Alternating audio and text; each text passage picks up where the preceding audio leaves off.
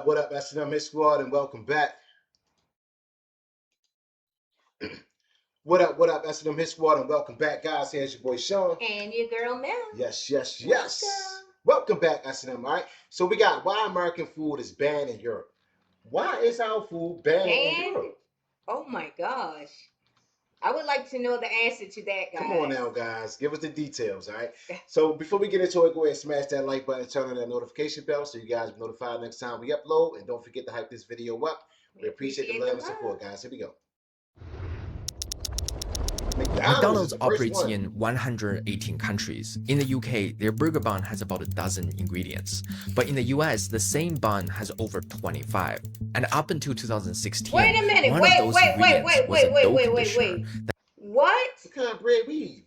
1,000 ingredients, but in the US it has over 20. Please tell me that's not. Hold on, can we take that back? Take that back. Wait a minute. Wait. No more Big Macs for me. McDonald's operates in 118 countries. In the UK, their burger bun has about a dozen ingredients. But in the US, the same bun has over 25. And up until 2016, one of those ingredients was over a dough conditioner 25,000? that's also used to manufacture yoga mats and shoes. And the CEO of McDonald's just went viral recently, eating one of these burgers on camera, calling it the product the entire time. Not the burger, not the food, the product. And honestly, that might be the most accurate description of American food right now, because there are over 3,000 additives approved in the US that are restricted or banned in other developed countries. And every single one of them got there through a regulatory loophole that was created in 1958 and hasn't been meaningfully updated since. So the question isn't whether these companies can make food without these chemicals. They make cleaner versions of the same products for every other country they sell in. The question is why they choose not to do it here. My heart is broken. Why? To understand how this works, let's forget about the history for a second and just follow a product. Let's say a food company develops a brand new chemical, never been tested, never been reviewed, and they want it in a box of cereal by next month. Let's call it Compound X. Here's what happens. The company would hire a panel of scientists to review the safety data on Compound X. Many of these scientists have financial ties to the company paying them. And every single time they reach the same conclusion. Compound X is generally recognized as safe, or GRAS. That GRAS label is so important because it's basically a golden ticket. Any ingredient that gets classified as GRAS is completely exempt from the FDA's normal approval process. No safety review, no testing requirements, no waiting period. It skips the entire line. What we have seen over time is that companies are creating new ingredients, having their own scientists or hiring outside scientists to make their own determinations that an ingredient is safe. And then once they self-declare that their ingredient is safe, they don't have to go through that pre-market process. The FDA created this designation in 1958. And it was originally meant to cover things like salt, vinegar, and baking soda, stuff nobody needed to test because humans had been eating it for centuries.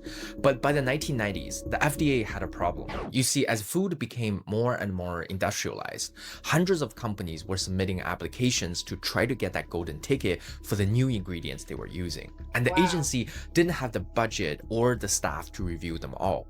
The backlog was so long that it would take years to clear. So in 1997, under pressure from the Clinton administration's push to cut costs and speed up federal agencies, the FDA made a decision that changed everything. There was an announcement today by the Food and Drug Administration. Bettina Gregory has the story. Instead of requiring companies to submit their safety data for review, they made the whole process voluntary. That means the company doesn't have to submit its determination to the FDA. It doesn't have to share the safety data. It doesn't even have to tell the FDA that Compound X exists. It can just start putting it in food and shipping it to stores. Think about that for a second. That's like a student grading their own exam and the teacher saying, "You don't even have to show me the test. I'll just take your word for it." And this isn't a hypothetical edge case. Oh, hell no. Oh, hell no. According to a 2022 analysis, companies have used this system to self-approve nearly 99% of new food chemicals since the year 2000.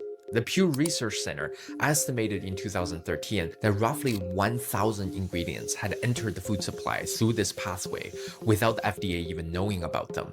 The FDA's own former deputy commissioner for food admitted in 2014 that we simply do not have the information to vouch for the safety of many of these chemicals. So the system that was designed in 1958 to exempt salt and vinegar from paperwork is now the primary pathway that the entire food industry uses to put new chemicals into your food without any oversight. And this is where you start to see why the same food tastes different depending on which country you buy it in. Wow.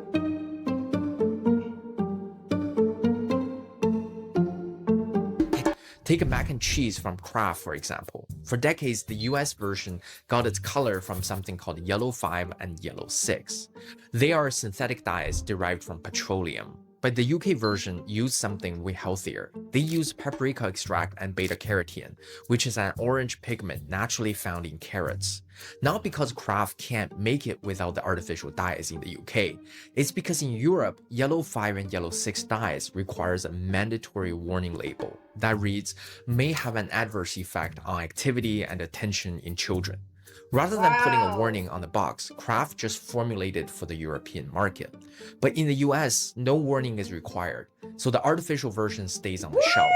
Another good example is the popular drink Mountain Dew. It contains brominated vegetable oil in America, a pretty bad oil for your heart, but not in Europe or Japan because they're banned in those countries. Bread products across dozens of American brands contain potassium bromate, a dose strengthener banned in Canada, the UK, the EU, China, and Brazil because research linked it to kidney damage and cancer in animal studies.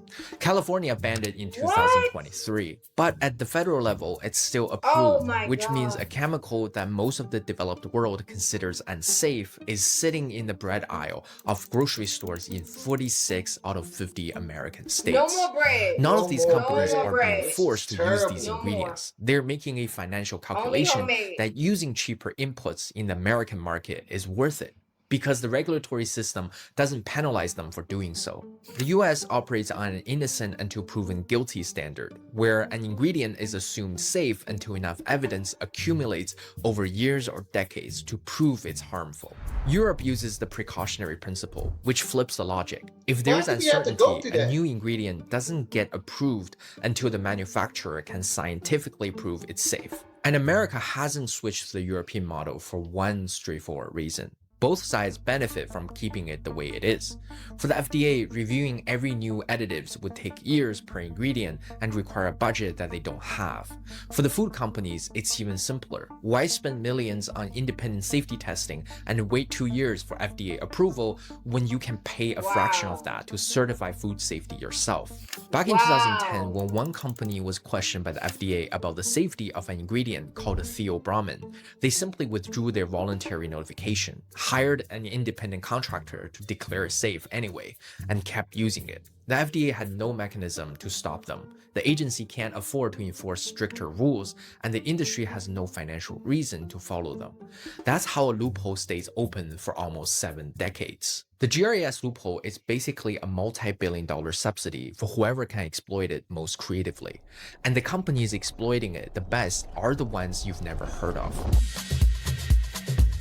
Wow. Go to your kitchen right now and pick up the first packaged food you see.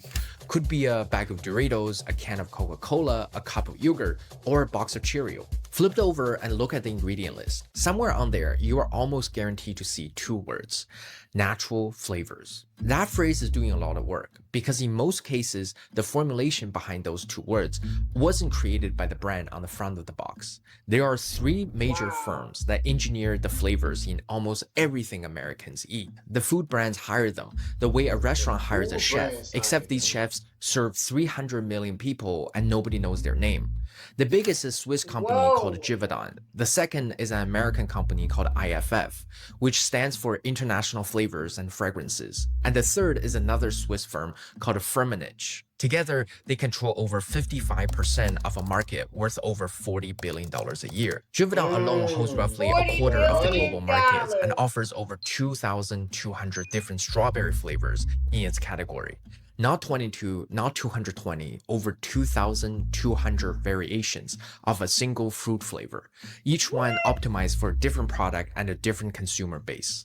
IFF purchases roughly 8,500 raw materials from 2,300 suppliers worldwide, blending them into proprietary compounds that get licensed to the brands you see on the shelf.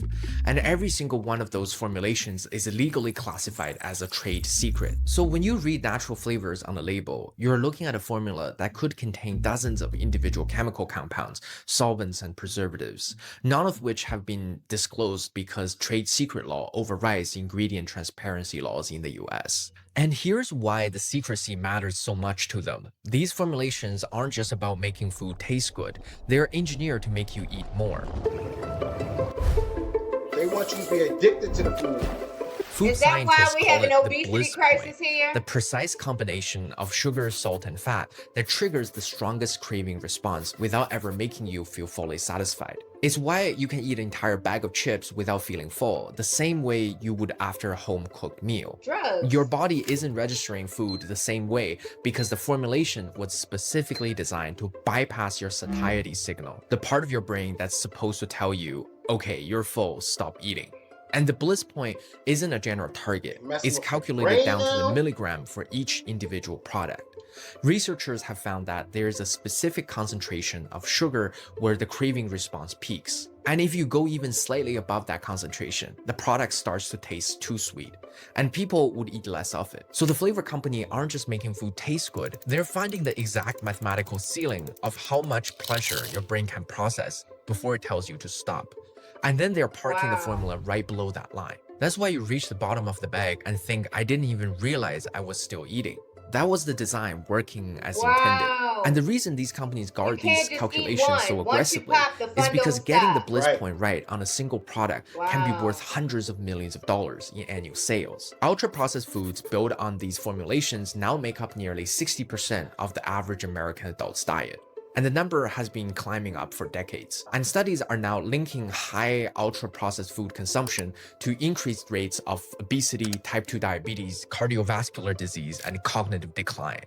But the FDA has no regulatory category for ultra-processed. This means the fastest growing segment of the American diet exists in a complete regulatory blind spot.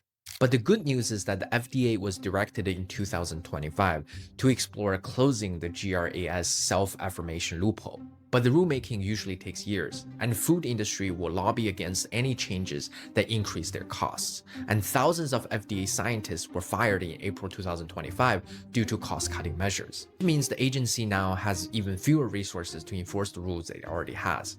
If you want to protect yourself today, here's something you can do the next time you're at the grocery store. Before you put something in your cart, flip it over and count ingredients. If the list has more than 5 ingredients you can't pronounce or wouldn't find in home kitchen, just put it back.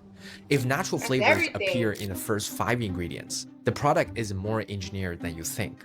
And if you really want to know whether what you're buying is safe, check if the same product exists in the European version. If the European label is shorter, you know that the American version contains things that at least one developed countries decided weren't worth the risk.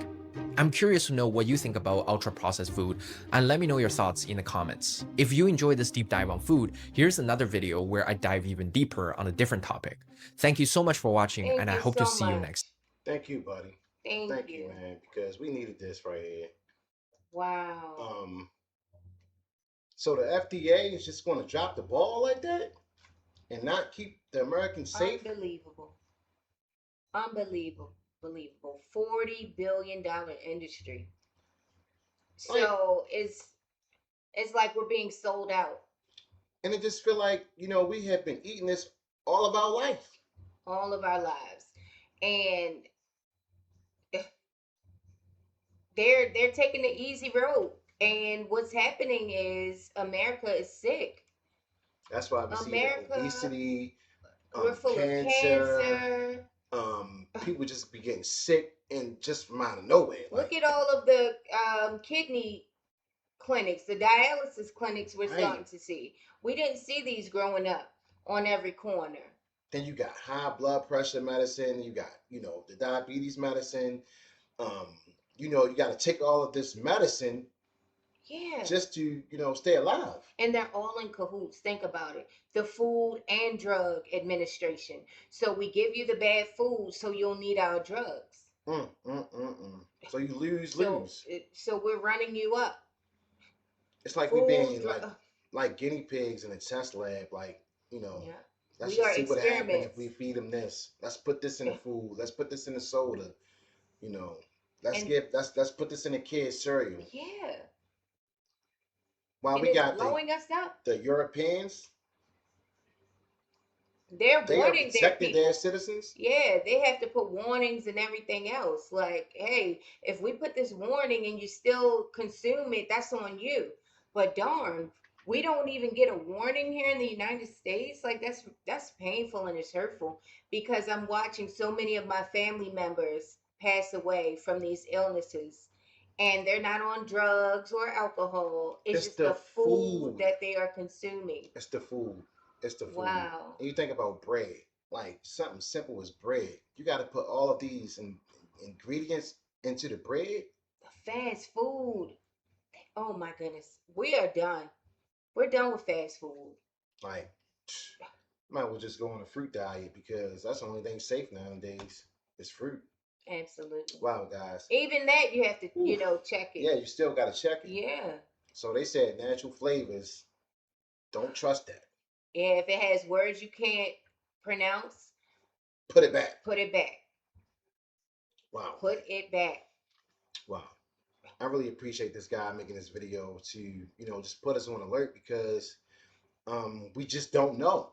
And people just go on the market and grab stuff and bread. Don't even know what's in it. They won't even give us safe bread in the most beautiful, powerful, best country, so we claim to be. We can't even get safe bread. And they putting oil in the Mountain Dew? Like, what the hell? Wow. And it's banned in other countries. Like, no, we're not going to get this to our people. But America, hell yeah, hey. Go ahead, get as much as you want. You know That's what? crazy. I think a lot of us die. We perish from like a lack of knowledge. So I'm so grateful to be in this position, to be able to at least put it out there so people can see it. Yeah. So if you are eating these things, please make a change. Definitely, guys. For you and your families. Yes, because it's just not worth it. You know, we gotta eat healthy, and we gotta, you know, just make better decisions when we're eating this food and drinks and stuff. Absolutely. Wow.